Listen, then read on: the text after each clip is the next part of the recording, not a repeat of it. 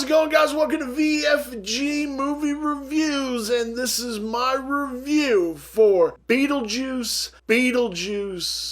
Guys, I just want to say thank you for all the new subscribers that come along and want to go down this journey and entrust in my reviews and think I'm slightly entertaining. Thank you, guys. If you could, please give us a like, give us a subscribe, help us grow in 2024.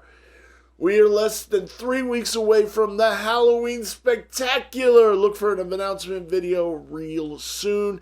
Now let's get into this review. Now, overall, I think all the characters and everything in this film was a fun movie. Is this movie flawed? Yes. But it makes up for it in its character building and who the people are. Even if they didn't need to be in the movie, they turned out fun.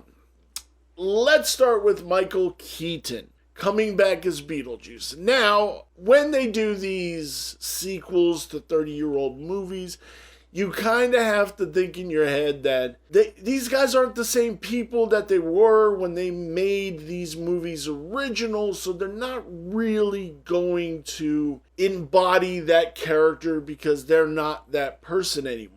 Now, I feel Beetlejuice was way more sinister in the first movie than he was in this. He was more jokey, laugh, not as sinister as I perceived him to be in the first movie. Although Michael Keaton does channel him pretty good, but not as much as I think. Some of the best parts of this movie is when it starts doing the Spanish voiceover to talk about who Morena Baccarin's character is, and that shit cracked me up. When he's matadoring the sandworm at the end, fucking laughing my ass off because it's all subtitles he's doing in Spanish. It's so goddamn funny. I like that we got to see some Beetlejuice's background, that he was just a scumbag grave robber. I like that. But overall, I do think Michael Keaton did a great job of rechanneling that character. Winona Ryder, and it's a good point in this that, like, Catherine O'Hara's character is like, where is that little punk goth girl that terrorized me?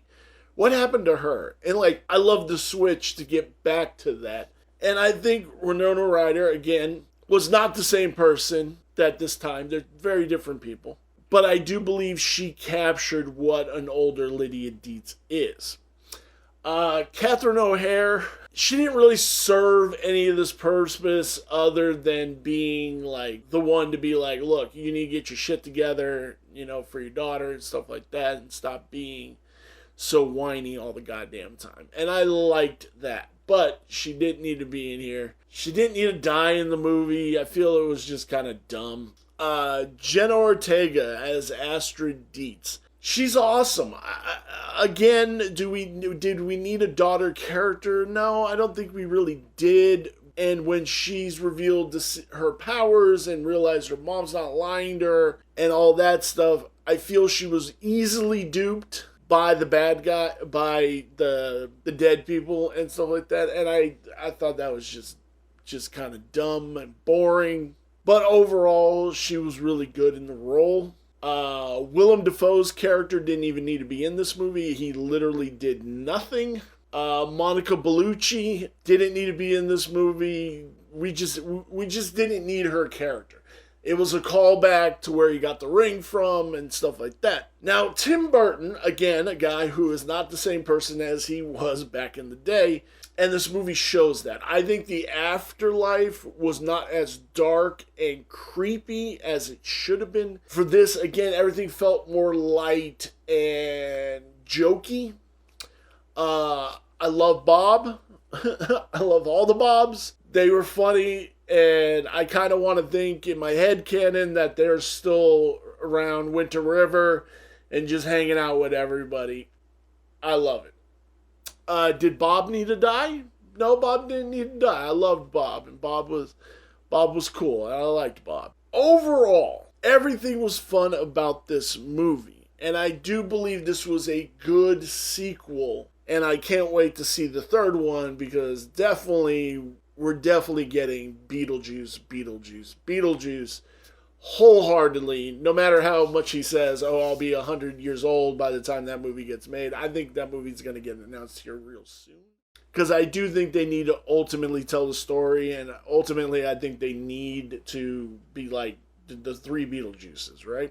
And I think they should take a little bit off of the cartoon and maybe team up Beetlejuice and Astrid together. That would be kind of cool. Give Astrid the Lydia Dietz spiderweb outfit. That would be really kind of cool. Danny DeVito was in this movie playing, I think, a racist janitor. And again, he didn't need to be in this movie. He didn't even really get any marketing for this movie either, which was kind of dumb.